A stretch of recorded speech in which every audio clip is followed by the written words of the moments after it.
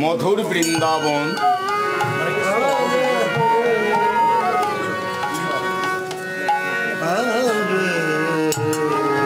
বৃন্দাবনের যত যত গোপ বালকগণ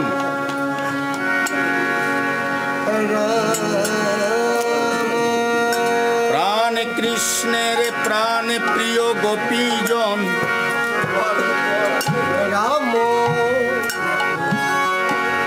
সকলে কিছু পরিহরি নন্দের নন্দন হরি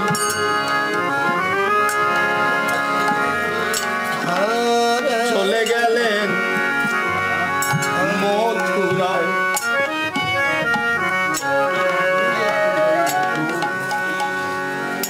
কাঁদিছে মধুর বৃন্দাবন, হরে কৃষ্ণ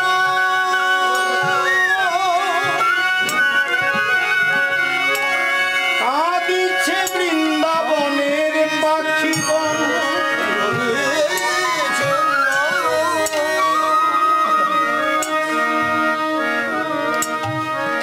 বৃক্ষের উঁচু শাখে বনের পাখিরা বসে আছে।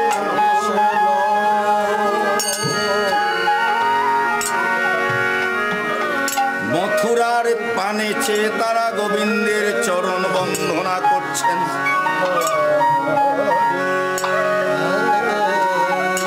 প্রেমময় বৃন্দাবন এক করে শ্রীনন্দের নন্দন হরি।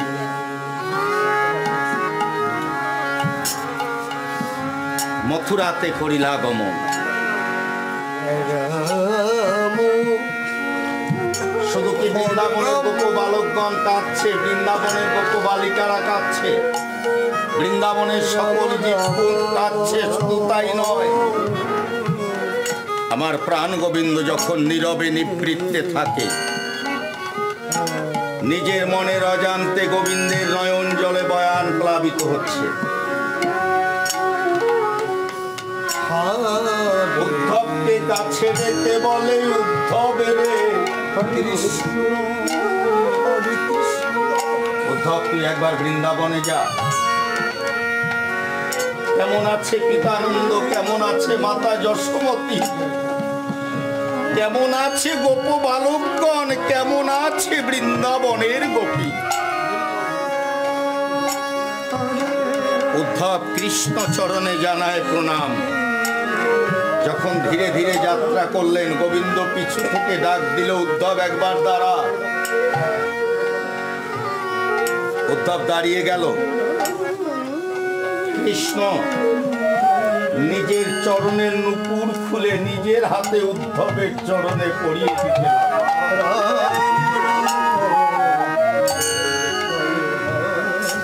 উদ্ধব বলে, কৃষ্ণ তুই আমার চরণে হাত দিস না ভাই। কৃষ্ণ বলে, উদ্ধব রে,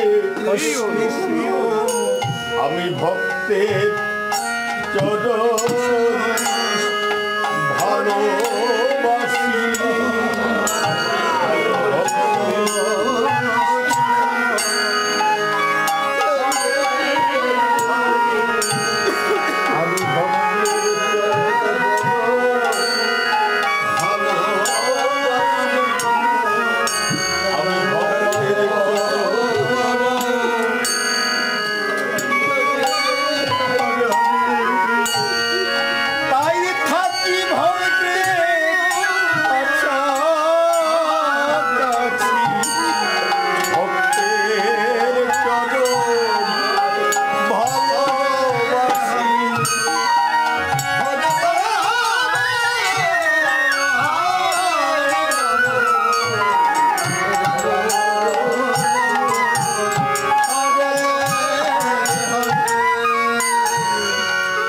বলছে, উদ্ধব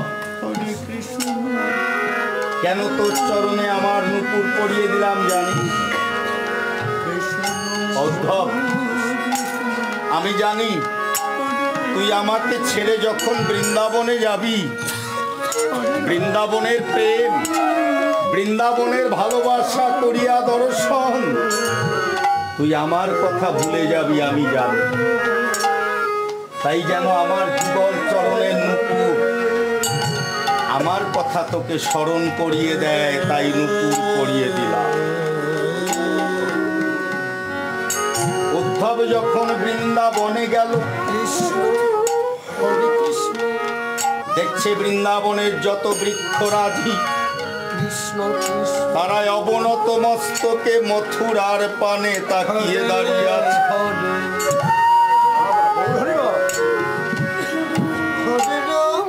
উদ্ধব দেখছে একজন গোপিনী আর একজন গোপিনীকে তার বক্ষ মাঝে জড়িয়ে ধরে বলছে, তুমি আমার কৃষ্ণ, তুমি আমার গোবিন্দ। গোপবালকগণ ধুলার মাঝে গড়াগড়ি যাচ্ছে।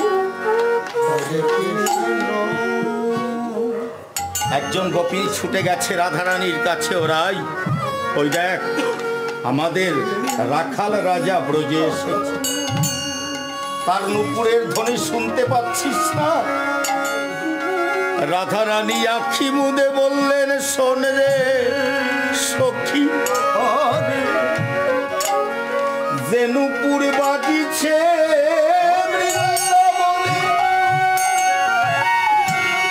ওই নূপুর আমার গোবিন্দের বটে, কিন্তু যে চরণে বাজিছে নূপুর ওই চরণ আমার কৃষ্ণের।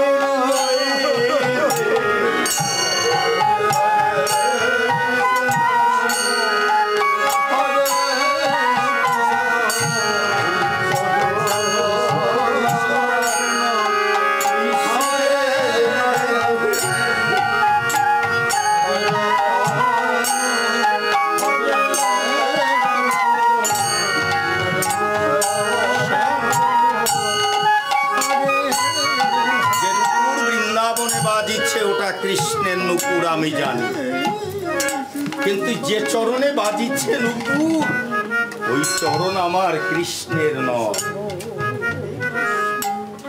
উদ্ধবের নয়ন জলে বয়ান প্লাবিত হচ্ছে। এটা কেমন প্রেম, এটা কেমন ভালোবাসা! ধীরে ধীরে উদ্ধব যশোমতীর মন্দিরে গেল।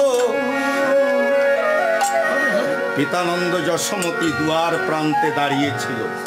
যশোমতীর হাতে নমনীর বাটি, বাটিতে নমনী শুকিয়ে গেছে। দূর থেকে আমার কৃষ্ণকে আর উদ্ধবকে একই রকম দেখা যায়। পিতানন্দ বলছে, যশোমতী ওই দেখ আমাদের গোপাল ব্রজে এসেছে। যেদিন থেকে গোপাল বৃন্দাবন ধাম ত্যাগ করে গেছে এদিন থেকে যশোমতী আখি মেলে আর কাউকে দর্শন করে না। যশোমতী রমণীর বাটিতে হাত দেবে, না গো আমার গোপাল ব্রজে আসে নাই গো।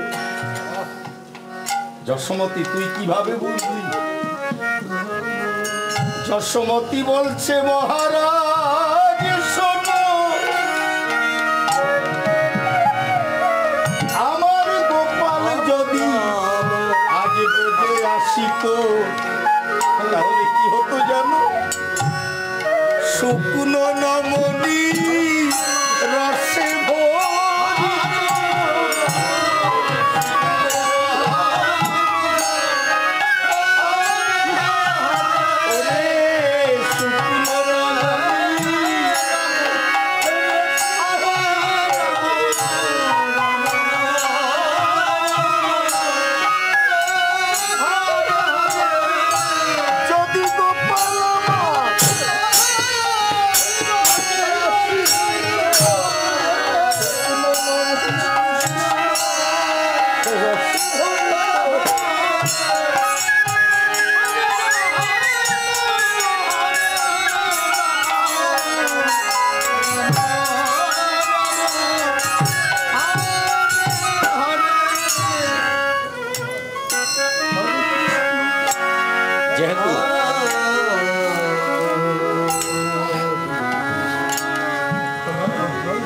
এটা ছিল বৃন্দাবনের প্রেম, এটাই ছিল বৃন্দাবনের ভালোবাসা। দেহ মন প্রাণ জীবন যৌবন কৃষ্ণ চরণে করিয়া অর্পণ। বৃন্দাবনের গোপীজন কৃষ্ণকে প্রাণ দিয়ে ভালোবাসে।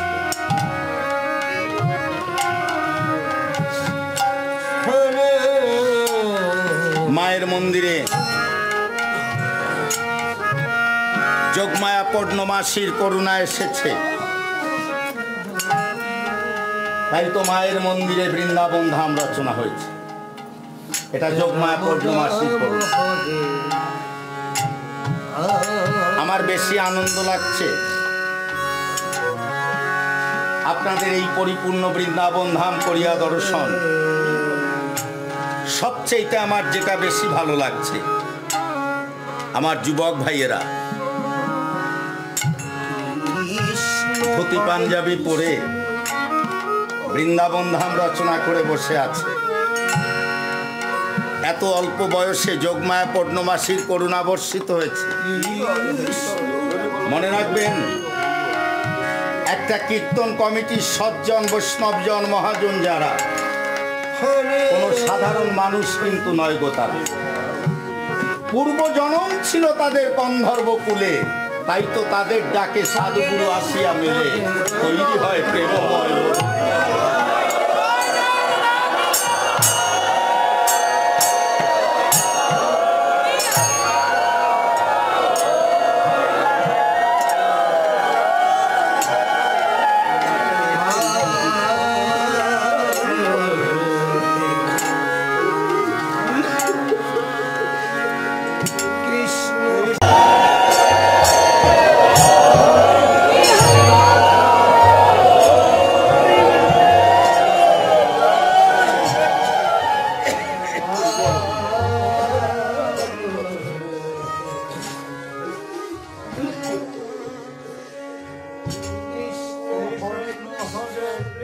রামকৃষ্ণ পরমহংসদেব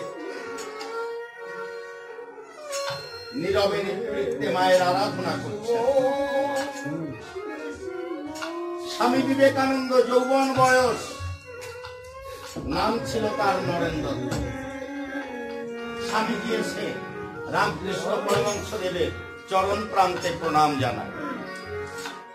রামকৃষ্ণ পরমহংসদেব বলছে, নরেন, তুই কেন এসেছিস মম কাছে আমি কিন্তু জানি। আপনি জানেন? হ্যাঁ জানি। নরেন, তার পূর্বে বল, তুই কি নয়ের ঘরের নামটা পড়তে জানিস? স্বামীজি ভাবে মনে মনে, কতগুলি সার্টিফিকেট জোগাড় করলাম এই বিশ্বভুবনে, আর আমার কাছে প্রশ্ন করছে আমি নয়ের ঘরের নামটা জানি।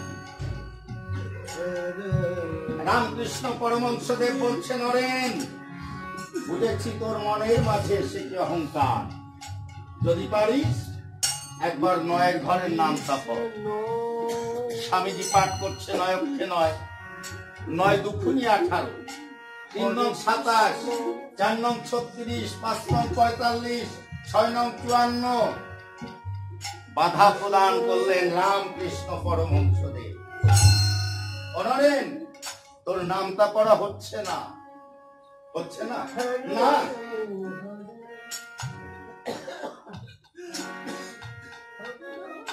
স্বামীজি বলে, আপনি একবার পাঠ করে আমায় শ্রবণ করিয়ে দিন। রামকৃষ্ণ পরমহংসদেব পাঠ করছে, 9 অক্ষে 9, 9 দুখুনি 9, 3 নং 9, 4 নং 9, 5 নং 9, 6 নং 9। স্বামীজি বাধা প্রদান করলেন, আপনার 9টা কেমন? রামকৃষ্ণ পরমহংসদেব বুঝায়, 9 অক্ষে 9 মানে শুধু একটা নয়। 9 দুগুণে 18, একের পিঠে 8 দিলে হয় 18, 1 আর 8 যোগ করে দেখা হয় 3 নং 27, 2 যোগ 7 9, 4 নং 36, 3 যোগ 6 9, 5 নং 45, 4 যোগ 5 9, 6 নং 54, 5 যোগ 4 9, 7 নং 63, 6 যোগ 3 9, 8 নং 72, 7 যোগ 2 9, 9 নং 81, 8 যোগ 1 9, 9 10 কে 90, শূন্য বাদ দিলে শুধু 9। উনি সিদ্ধান্ত দিলেন, এই পার্থিব জগতের মধ্যে কেউ কারো নয়।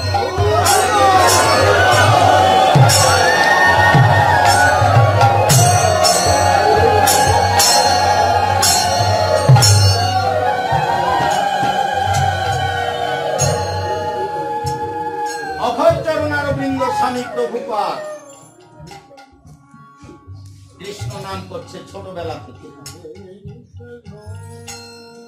বয়স বাড়ছে, একটু একটু বাড়ছে। মা ডাক দিয়ে বলল, অভয় তুই এইটুকু বয়সে কৃষ্ণ নাম করছিস, লেখাপড়া কর, সংসারে মন দে। অভয় চরণারবিন্দ বলল, মা আমি মরবো কবে? দুর্বোকা, মরার কথা কি বলা যায় না? ও মা, যদি মরার কোনো বয়স না বলা যায়, মনে রাখবে যেদিন চলে যায় ওই দিনই কৃষ্ণ আরাধনার সময়। ধন্যবাদ আপনাদের। কৃষ্ণ চরণে আমি কায় মনোবাক্যে প্রার্থনা করি, উনি যেন তার চরণের কৃপা আপনাদের প্রতি বর্ষণ করেন। আমি গোবিন্দের চরণে আমার আকুল আহ্বান, আপনাদের মস্তকে গোবিন্দের কৃপা বর্ষিত হোক। প্রসঙ্গ কৃষ্ণ নাম। আমার কৃষ্ণ নামে কি পারে, নামে কত শক্তি ধরে, নাম কি দিতে পারে, নামের সমকক্ষ কিছু নাই বিশ্ব চরাচর। মহাপ্রভু গৌরাঙ্গদেব যিনি কৃষ্ণ নাম করছেন, সঙ্গে রয়েছেন হরিদাস। হরিদাস কৃষ্ণ নাম করে মহাপ্রভুর পাশ। নবদ্বীপের কিছু পণ্ডিত একজন আর একজনকে বলে, ভাই নিমাইকে সমাজ থেকে বহিষ্কার করা যায়। নিমাইয়ের অপরাধ দেখছো না, কৃষ্ণ নাম করছে হরিদাসের সঙ্গে, সেবা করছে যাত্রার সঙ্গে, ওর জাতি নাশ হয়েছে, ওকে সমাজ থেকে বহিষ্কার করতে হবে। 101 পণ্ডিত দল বেঁধে দেখা দিল মহাপ্রভুর অঙ্গন। ওরা দাম্ভিক করে ডাকে নিমাই বলে, ডাক দেয় নিমাই। মহাপ্রভু ছিল ঘরে, ছুটে এলো বাইরে। ব্রাহ্মণ পণ্ডিত করিয়া দর্শন, গলে বস্ত্র নিয়ে মহাপ্রভু আহ্বান করছেন, আসুন আসন গ্রহণ করুন। একজন পণ্ডিত বলে, নিমাই তোমার আঙ্গিনায় বসা যাবে যাবে না? না। অপরাধ। সঙ্গে রয়েছে হরিদাস, হরিদাস সেবা করে তোমার পাশ, তোমার হয় জাতি নাশ, তুমি জানো না? মহাপ্রভু এসে বললেন, চমৎকার, এ আমার সঙ্গে সেবা করলো, এ আমার সঙ্গে কৃষ্ণ নাম করলো, তাতে আমার জাত মরে গেল। আপনাদের আগমনের কারণ? প্রসঙ্গ কিন্তু কৃষ্ণ নাম। আমার কৃষ্ণ নামে কি পারে? একজন পণ্ডিত বলল, নিমাই তোমাকে সমাজ থেকে বহিষ্কার করতে এসেছি।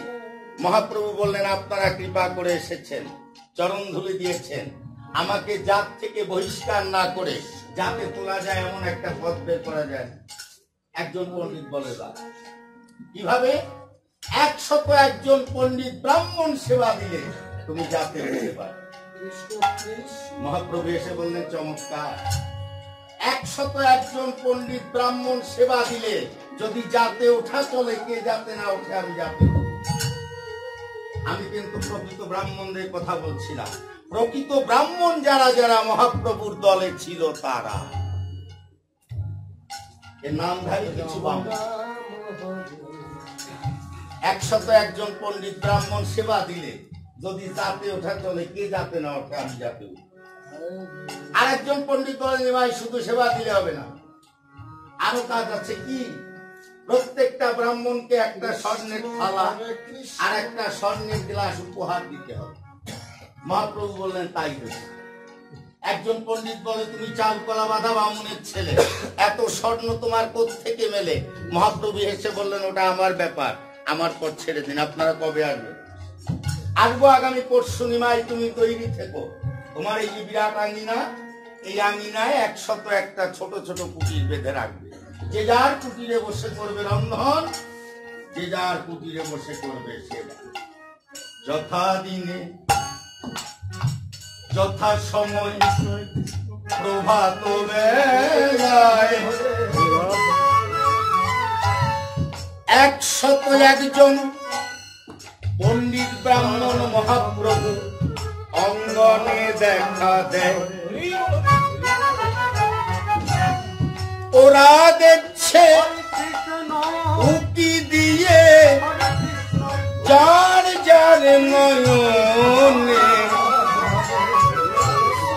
101 কুটির বাঁধায় আছে মহাপ্রভুর অঙ্গনে। ওরা উঠে দিয়ে দেখে প্রত্যেকটা ঘরে স্বর্ণের থালা, স্বর্ণের গ্লাস, উত্তম বস্ত্র, সুগন্ধিত সুবাসিত জল, রান্নার সামগ্রী যা দেখতে পায়। একজন আর একজনকে বলে, ভাই এত কিছু রন্ধন করতে অনেক সময় চাই, চল স্নানে যাও। ডাক্তার নিমাই তৈল এনে দাও, স্নানে যাই। মহাপ্রভু বললেন, আপনারা যার যার ঘরে গিয়ে দেখুন তৈল একেবারে প্রস্তুত আছে। যে যার তৈল লইয়া মাসে যাত্রা করলো মহাপ্রভুর সরোবরের দিকে। কাছে যেতে না যেতে লীলাময় লীলা কিন্তু শুরু হয়ে গেছে। ওরা যখন সরোবরে যায় দেখে সরোবরের জল শুকিয়ে গেছে। ছুটে গেল গঙ্গায়। দুপুর বেলা ভাটির টান, শুকিয়ে গেছে গঙ্গা খান। মাঝখান থেকে একটু জল চলছে। একজন আর একজনকে বলছে, ভাই ওইখানে গেলে আর ফিরে যেতে পারবো না, থালা গেলাছে। ডাক্তার নিমাই, গত পরশুতম সরোবরে জল দেখিবারে পাই, আজ আর জল নাই, জল গেল কোথায়? মহাপ্রভু এসে বললেন, আমিও তো তাই ভাবছি, ছিল জল গেল কোথায়? অনিমাই, তেল মেখে তো ব্রাহ্মণের সেবার নির্দেশ নাই, বলো না জল কোথায়? মহাপ্রভু বললেন, আপনারা যদি আমায় অভয় প্রদান করেন তাহলে আমি একটা জলের সন্ধান দিতে পারি। জল আছে? হ্যাঁ আছে। কোথায়? মহাপ্রভু বললেন, জল আছে একমাত্র হাবিবুল্লাহ কাজীর চৌবাচ্চায়, আর কোথাও জল। একজন আর একজনকে বলে, ভাই যাতে তুলতে এসে নিজেরাই কি জাল ডুবিয়ে যায়। মহাপ্রভু বললেন, আপনারা কৃপা করে এসেছেন, আমাকে যাতে তুলবেন বলেছেন, এইবার ওই জলে স্নান চলে এমন একটা পথ বের করুন। একজন পণ্ডিত বলে, উপায় আছে। আছে? হ্যাঁ আছে। কি উপায়? পাত্রের সাথে রজ্জু বাঁধতে হবে, চৌবাচ্চার পাত্র ছেড়ে দিতে হবে। পাত্রের সাথে চৌবাচ্চার সাথে যদি কাজ না লাগে তাহলে ওই জলে স্নান করা চলবে। কি অদ্ভুত সিদ্ধান্ত! মহাপ্রভু বললেন, আপনারা যার যার ঘরে গিয়ে দেখুন পাত্রের সাথে রজ্জু একেবারে বাঁধাই আছে। একজন পণ্ডিত বলল, নিমাই তার মানে তুমি কি এগুলি জানতে? মহাপ্রভু বললেন, আমি সব জানি। একবার খুঁজে দেখুন আপনাদের হৃদয় মন্দিরে থেকে আপনাদের মনের কথাও আমি জানি। যে যার পাত্র লইয়া হাতে উপনীত হলো চৌবাচ্চার পাশে। প্রথম ব্রাহ্মণ যখন চৌবাচ্চায় পাত্র ছেড়ে দিয়েছে, দুষ্ট পবন ভিতরে ঢুকে একবারের পাশে দাঁড়িয়ে এক ব্রাহ্মণ আর এক ব্রাহ্মণকে বলে, ভাই এই ঘটনা তুই আর আমি জেনেছি, আর কেউ জানে নাই, চল এই জলেই স্নান করে যায়। সবাই করি এক কৌশল, ভাঙ্গ মাথায় চৌবাচ্চার জল। যে যার ঘরে গিয়ে দেখে চাউল আছে, ডাউল আছে, তরি তরকারি আছে, শুকনো বস্ত্র আছে, সুগন্ধিত সুবাসিত জল, স্বর্ণের থালা, স্বর্ণের গ্লাস সব আছে, একমাত্র আগুন নাই। ডাক্তার নিমাই, সবকিছু রাখিয়াছ থরে থরে, আগুন এনে দাও, রান্না চড়াই। মহাপ্রভু বললেন, আপনারা পণ্ডিত বিজ্ঞজন, আগুন দিয়ে করবো আপনাদের অসম্মানের জাতি হয়। একজন পণ্ডিত বলল, তার মানে কেন? আপনাদের মুখে আছে ব্রহ্ম অগ্নি জ্বালিয়ে। একজন পণ্ডিত বলে, নিমাই মুখে আগুন টাগুন জ্বলবে না, আগুন এনে দাও, রান্না চড়াই। মহাপ্রভু বললেন, বাজে কথা বলবেন না, মুখে আগুন জ্বলে। জ্বলে? হ্যাঁ জ্বলে। একজন পণ্ডিত বলে, যদি কারো মুখে আগুন জ্বলে সে রান্না করে দিলে সেবা করবো দলে দলে, তুমি দেখাও কার মুখে আগুন জ্বলে। মহাপ্রভু ডাক দিলেন, কোথায় আছো হরিদাস? তুমি এইবার এসো আমার পাশ, তুমি যে কৃষ্ণ নামের দাস দেখাও সভাতলে। হরিদাস একটা শুকনো কাষ্ঠ হাতে নিয়ে মুখে গৌর হরি হরি বলে যখনই ফুৎকার দিল, দেখতে দেখতে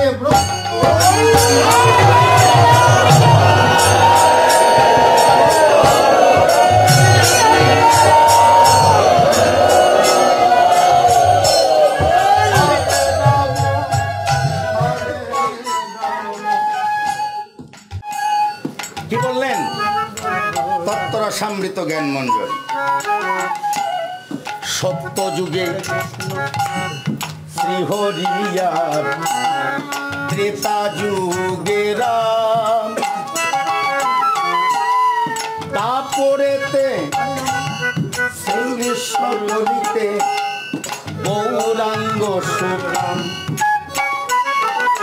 তারপরে কৃষ্ণ কলিতে গৌরাঙ্গ হবেন, প্রমাণ মার্কণ্ডেয় পুরাণ পুরন অধ্যায়।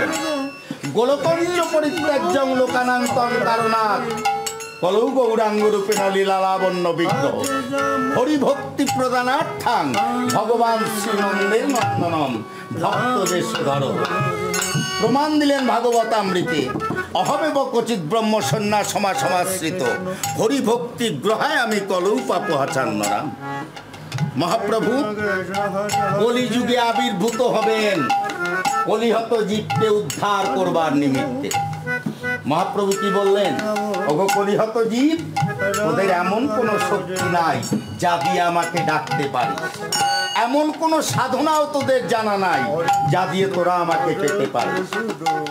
আমাকে ডাকতে হবে না, আমি তোদের যা বলছি শোন, তোরা কৃষ্ণ নাম কর। কৃষ্ণ নামে কেমন সুখ দেখেছেন?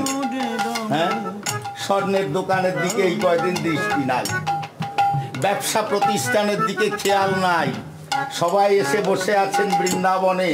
কৃষ্ণ নামে যত সুখ দিতে পারে ত্রিজগতে কোনো সুখ নাই আপনাকে।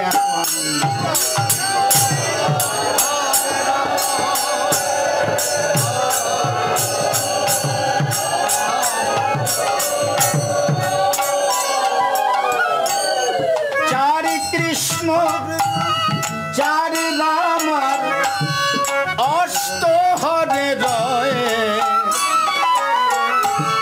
তত্তর সমৃদ্ধ জ্ঞান মঞ্জরি দিল নামের পরিচয়।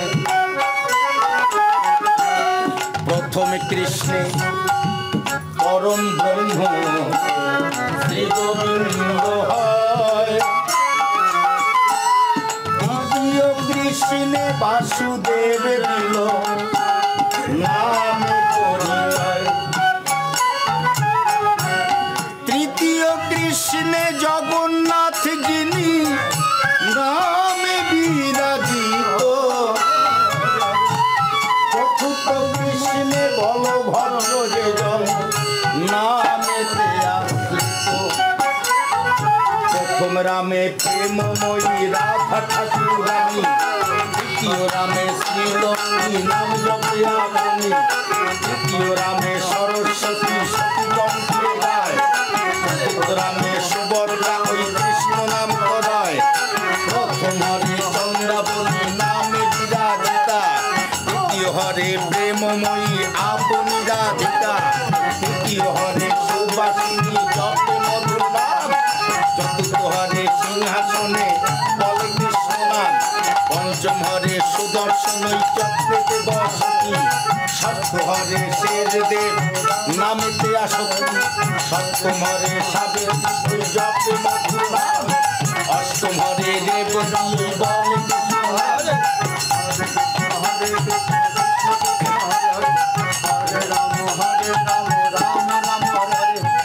এই নামধুর নাম ছিল ভাই গোলকে গোপনে, মহাপ্রভু কৃপা করে আনলেন ধরা ধামে। তারপর লীলা সাঙ্গ করি ভঙ্গ কানাই, নবদ্বীপে সৈকতে বাঞ্ছা পুরাইতে আপনি ভগবান, পুষ্পবন্ত বলি লাগি হইলায় অনুষ্ঠান, যাকে দেখে তাকে বলে লহ কৃষ্ণ নাম, নাম প্রেমে মাতাইলেন নবদ্বীপ ধাম। সংসার সংসার করে কাটাইলাম কাল, লাভ হলো না কিন্তু তোমার ভক্তি জঞ্জাল, হলে কি রবে আমার কেহ নাহি শরীর পরিবার, শ্মশানে শরীর তোমার করিয়া রইবে, বিহার করবে শ্রীগাল যত আনন্দিত হয়ে মহোৎসব করিবে তারা তোমাকে হবে। অতএব এই মায়া মোহ ছাড়ি বুদ্ধিমান, নিত্য সত্য কৃষ্ণ ভক্তি সবাই মিলে নাম প্রেমে